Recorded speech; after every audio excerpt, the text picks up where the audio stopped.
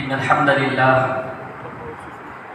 الحمد لله الذي خلق السماوات والأرض وجعل الظلمات والنور ثم الذين كفروا بربهم يعدلون والذي خلقكم من طين ثم قضى أجلا وأجل مسمى عنده ثم أنتم تمترون وهو الله في السماوات وفي الأرض يعلم سركم وجهركم ويعلم ما تكسبون وأشهد أن لا إله إلا الله وحده لا شريك له له الملك وله الحمد يحيي ويميت وهو على كل شيء قدير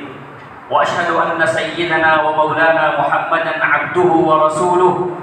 الذي أرسل إلى كافة الناس بشيرا ونذيرا وداعيا إلى الله بإذنه وسراجا منيرا فبلغ الرسالة وأدى الأمانة وقام بالحجة ودعا إلى الحق وصلى الله تعالى عليه وعلى آله وصحبه وبارك وسلم تسليما كثيرا أما بعد فيا أيها الناس أوصيكم ونفسي أولا بتقوى الله عز وجل فإن التقوى هي رأس كل حسنة وملاك كل عمل فقد قال الله تبارك وتعالى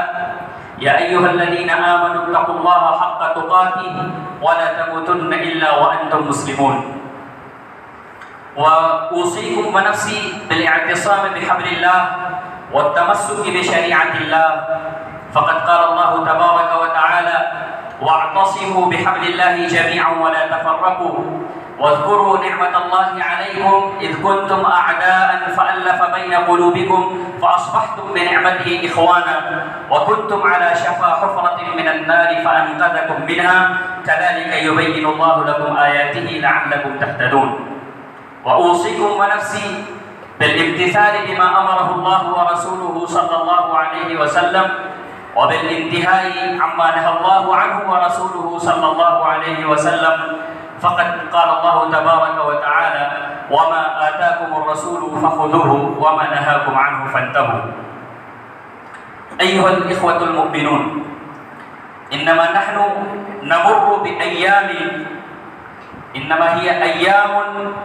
ذات بركة وذات خير ذات عهد ووفاء وخلوص إنما هي أيام لا تعادلها أيام أخرى وإنما نمر ونجتاز بليال مباركة ميمونة بليال لا تصابيها ليال أخرى إنما هذه الأيام والليالي تحمل في طياتها تلك الذكريات وتلك التضحيات والتفدية التي قدمها إلى الله تبارك وتعالى عبده ورسوله وصفيه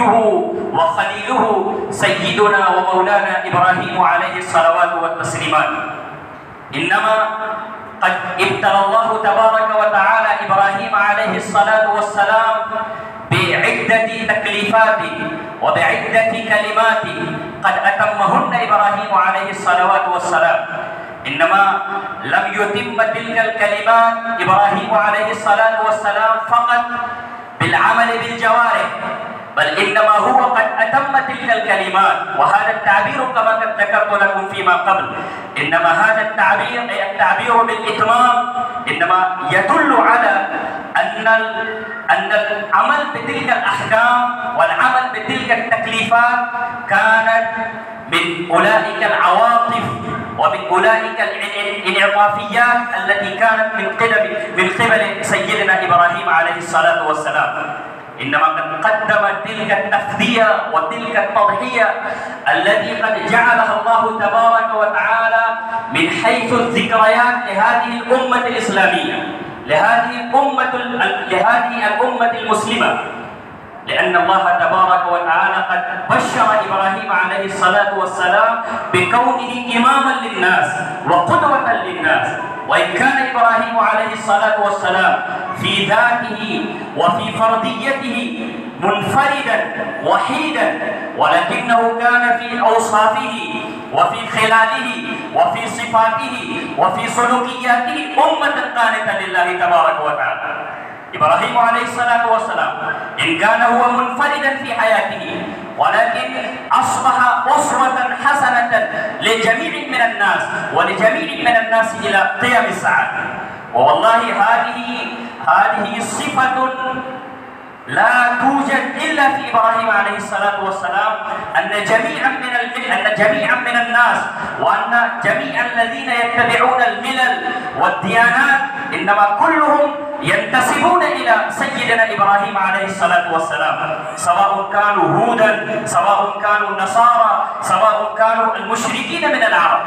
إنما هم يفتخرون بكونهم منتسبين ومنتمين إلى إبراهيم عليه الصلاة والسلام. وهذا الانتساب وهذا الانتماء الذي قد قدره الله تبارك وتعالى لإبراهيم إنما لم يتم ولم يتحقق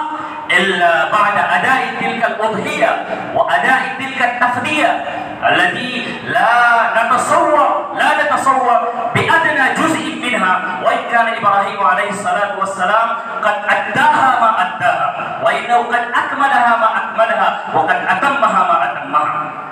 فنحن نمر بهذه الأيام ونتذكر بتلك الذكريات، وهذه سنة سيدنا إبراهيم عليه الصلاة والسلام. لا بد لنا من أن نتأسى بأسوة إبراهيم عليه الصلاة والسلام في جميع أعمالنا، في جميع سلوكياتنا، في جميع أخلاقنا، في ليالينا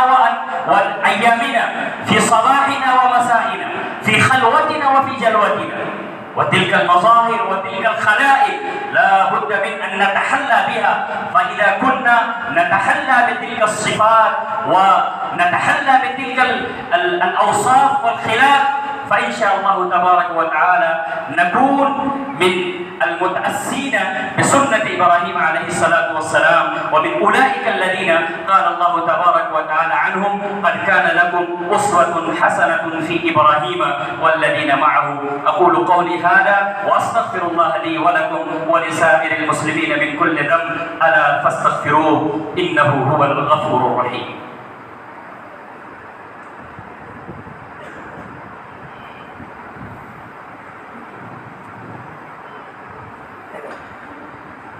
الحمد لله نحمده ونستعينه ونستغفره ونؤمن به ونتوكل عليه، ونعوذ بالله من شرور أنفسنا ومن سيئات أعمالنا، من يهدي الله فلا مضل له ومن يضلله فلا هادي له، ونشهد أن لا إله إلا الله وحده لا شريك له، ونشهد أن سيدنا ومولانا محمدا عبده ورسوله. أما بعد، فيا أيها الناس، إن الله تبارك وتعالى أمركم بأمر بدأ فيه بنفسه وثنى بملائكته المسبحة القدس وثلث بكم أيها المؤمنون، حيث قال مخبرا وآمرا: إن الله وملائكته يصلون على النبي يا أيها الذين آمنوا صلوا عليه وسلموا تسليما. اللهم صل على محمد وعلى آل محمد كما صليت على إبراهيم وعلى آل إبراهيم إنك حميد مجيد. اللهم بارك على محمد وعلى آل محمد كما باركت على إبراهيم وعلى آل إبراهيم إنك حميد مجيد. اللهم صل وسلم على سيدنا ومولانا محمد وعلى آله وصحبه،